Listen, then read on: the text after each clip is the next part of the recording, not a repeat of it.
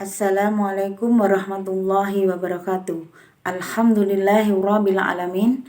Allahumma sholli ala sayyidina Muhammadin wa ala alihi wa ashabihi ajmain. Rabbi shrahli sadri wa yassirli amri wahlul 'uqdatam min lisani yafqahu qawli. Amma ba'du. Anak-anakku semuanya kelas 6 SDIT Ulil Albab, hari ini kita masih dipertemukan kembali oleh Allah dalam program pembelajaran jarak jauh pendidikan agama Islam dan budi pekerti. Pada pertemuan kemarin sudah Bu Guru jelaskan tentang gambaran peristiwa hari kiamat, di mana pada hari kiamat ini semua alam semesta ini akan mengalami kehancuran. Nah, untuk hari ini kita akan memperdalam kembali tentang makna hari kiamat. Apakah hari kiamat itu? Ini sudah dijelaskan oleh Allah dalam surat Al-Qari'ah. Nanti silakan anak-anak di cross check, dibuka Al-Qur'annya, dibuka surat Al-Qari'ah dan dibaca perlahan-lahan, kemudian dipahami artinya. Nah, mengenai peristiwa-peristiwanya seperti apa, kemarin sudah ada gambaran videonya di mana alam semesta ini akan mengalami kehancuran dan manusia seperti aneh-aneh yang berterbangan atau seperti laron. Nah, makna hari kiamat. Kiamat secara bahasa berarti hancur. Jadi hari kiamat adalah hari hancurnya alam semesta dan seluruh kehidupan di dunia ini. Kemudian hari kiamat ini dalam istilah Al-Qur'annya disebut Yaumil Qiyamah atau Yaumal Qiyamah, yaitu hari kehancuran.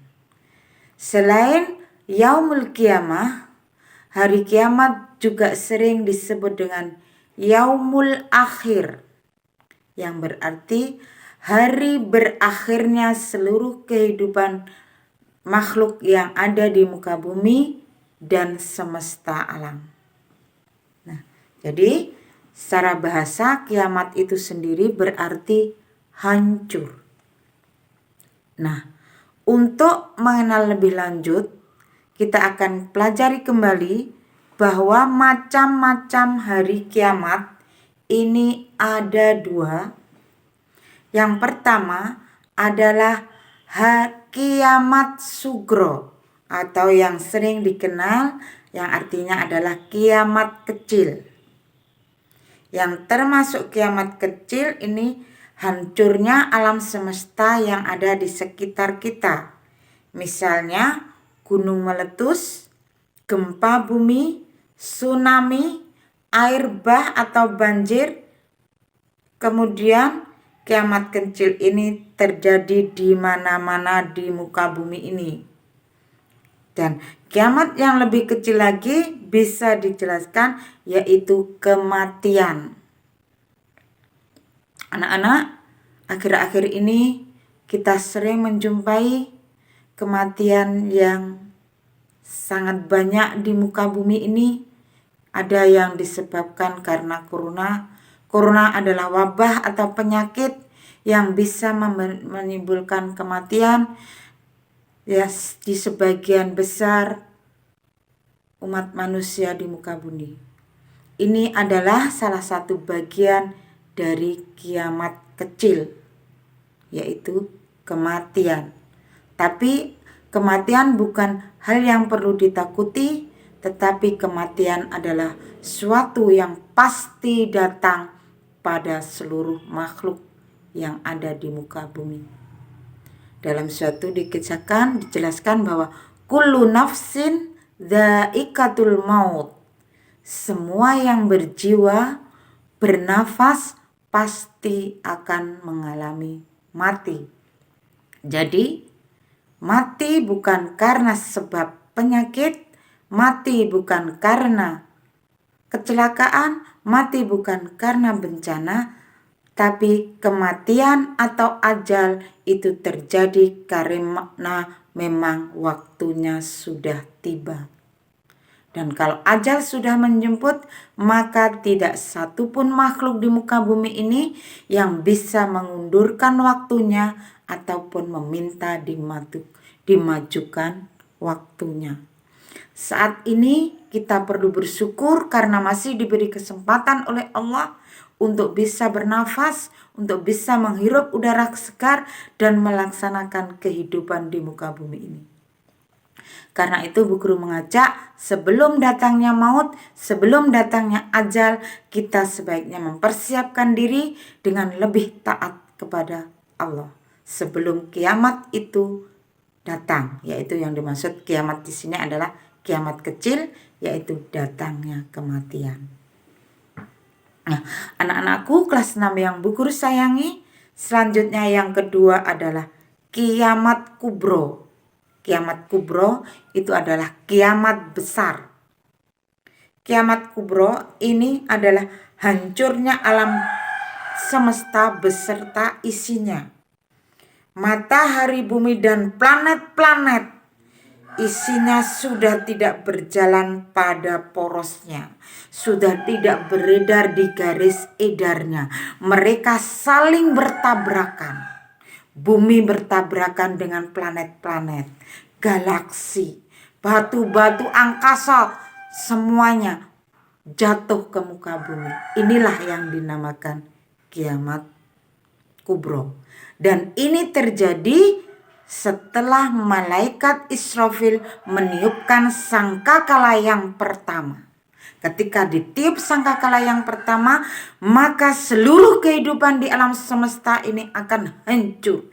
Termasuk manusia, termasuk planet-planet akan saling bertabrakan. Gunung-gunung akan mengeluarkan isinya. Bumi terjadilah kematian yang pertama. Kemudian ketika malaikat Israfil meniupkan tiupan terompet yang kedua, maka seluruh yang mati manusia akan dibangkitkan kembali dari alam kuburnya dengan bentuk wajah yang bermacam-macam. Ada yang dibangkitkan dalam kuburnya dengan wajah yang berseri-seri. Ada yang dibangkitkan dengan wajah yang bermuka masam. Nah, ada yang dibangkitkan dengan wajah yang sangat mengerikan. Nah, itu semua tergantung amal perbuatan manusia selama di dunia ini. Barangkali ini anak-anak bahwa ingat, sekecil apapun yang kita lakukan di muka bumi ini akan mendapatkan balasan dari Allah. Nah, setelah manusia dibangkitkan, maka manusia akan dikumpulkan di padang mahsyar. Di mana di padang mahsyar itu tidak mengenal ini saudara, tidak mengenal ini guru saya dulu, tidak mengenal. Semua manusia hanya melihat dirinya sendiri. Nah, inilah anak-anak barangkali yang perlu Bu Guru sampaikan untuk materi tentang hari kiamat atau ketika bumi berhenti berputar. Barangkali ini semoga dengan apa yang Bu Guru sampaikan ini kita bisa bersiap-siap untuk menyiapkan diri kita menghadapi kiamat nanti. Baik kiamat kecil yaitu kematian atau kiamat kubro yaitu hancurnya alam semesta. Tetap semangat melakukan kebaikan di rumah. Semoga anak-anak menjadi anak-anak yang soleh, anak-anak yang berguna dan bermanfaat. Karena khairun nasi anfa'un linnas. Sebaik-baik manusia adalah yang bermanfaat. Wassalamualaikum warahmatullahi wabarakatuh.